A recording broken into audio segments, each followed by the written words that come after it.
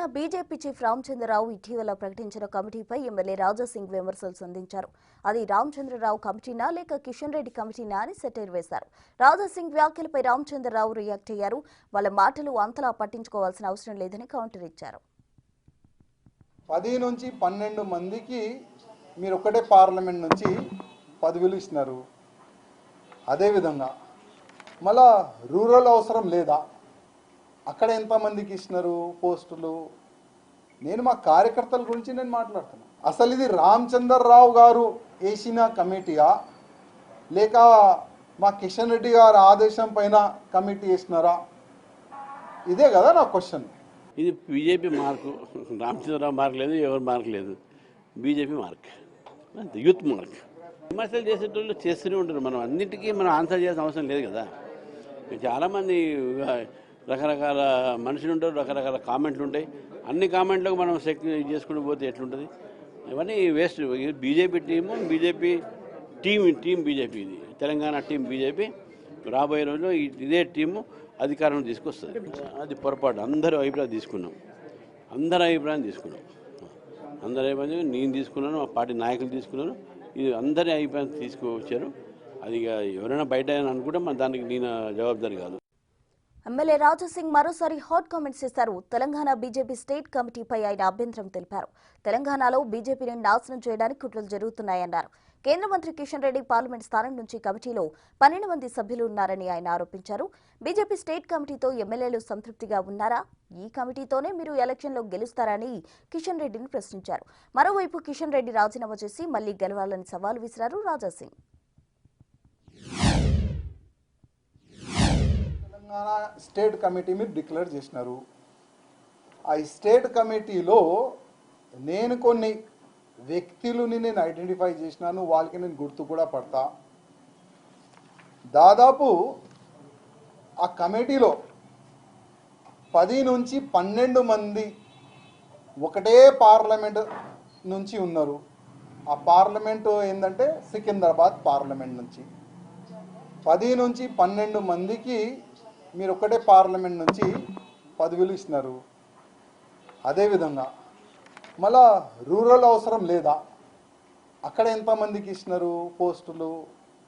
నేను మా కార్యకర్తల గురించి నేను మాట్లాడుతున్నాను. అసలు ఇది రామచంద్రరావు గారు వేసిన కమిటీయా లేక మా కిషన్ రెడ్డి గారి ఆదేశం పైన కమిటీ వేసినారా? ఇదే కదా నా క్వశ్చన్. ఇంకా నా క్వశ్చన్ ఏముండే? దాంట్లో ఏం తప్పు ఉండే మీరు చెప్పండి.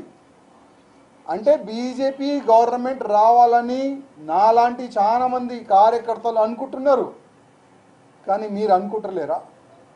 అసలు ఈ కమిటీతోని మీరు బీజేపీ గవర్నమెంట్ తెలంగాణలో తీసుకొని వస్తారా? కొద్దిగా చెప్పండి. ఒకవేళ నెక్స్ట్ ఎన్నికల్లో ఇదే కమిటీతోని మీరు తెలంగాణలో బీజేపీ గవర్నమెంట్ తెచ్చుకున్నారంటే నేను రాజకీయ సన్యాసం తీసుకుంటాను.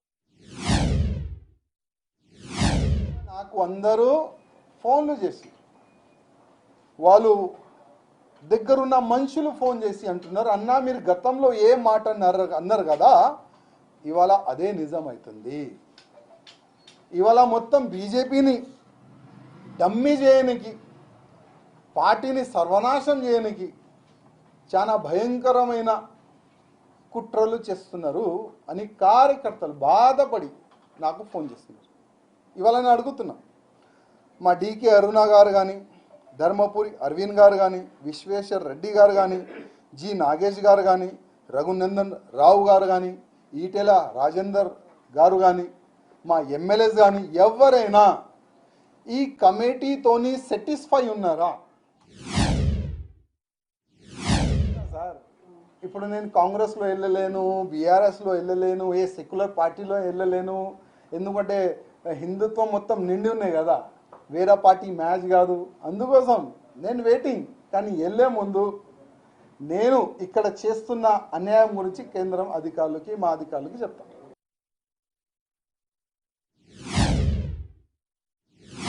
గారు నా రాజీనామా ఇవ్వాలి, నేను కూడా రాజీనామా ఇచ్చేస్తా. మళ్ళీ ఒకసారి ఎలక్షన్కి వెళ్దాం. మీరు కూడా అక్కడ పార్గా కొట్లాడండి, కూడా ఇండిపెండెంట్గా అక్కడ కొట్లాడతా.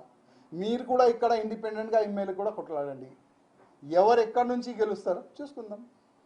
ఇప్పుడు ఈ మొత్తము దీనికి ప్లానింగ్ మొత్తం మా కిషన్ రెడ్డి గారే నేను అనుకుంటున్నాను. అందుకోసం మా కిషన్ రెడ్డి గారికే అడ్రస్ చేసి చెప్తున్నాను, రామచంద్రరావు గారికి ఫ్రీ హ్యాండ్ ఇవ్వండి, ప్రతి ఒక్క పార్లమెంట్ సభ్యుడికి ఫ్రీ హ్యాండ్ ఇవ్వండి, ప్రతి ఒక్క ఎమ్మెల్యేకి ఫ్రీ హ్యాండ్ ఇవ్వండి, పార్టీ డెవలప్ చేసుకుంటారు. ఇంకా ఎన్ని సంవత్సరాలు వెనక నుంచి గుంజే కార్యక్రమం చేస్తారు. చాలాసారి ప్రతి ఒక్క వేదిక పైన ప్రతి ఒక్క మీటింగ్లో నేను గతంలో అమిత్ షా సార్ కూడా డైరెక్ట్ చెప్పిన నల్గొండలో, సార్ ఈ వీళ్ళు ఇట్లా వేలు చూపెట్టి చెప్పిన, సార్ వీళ్ళు గ్రూపిజం వల్ల పార్టీ సర్వనాశనం అవుతుంది సార్, ఫస్ట్ వీళ్ళు గ్రూపిజంని ఖతం చేయండి, అప్పుడే మనం గవర్నమెంట్లో వస్తామని డైరెక్ట్ ఫేస్ టు ఫేస్ చెప్పే దమ్ముంది, చెప్పినాం కూడా.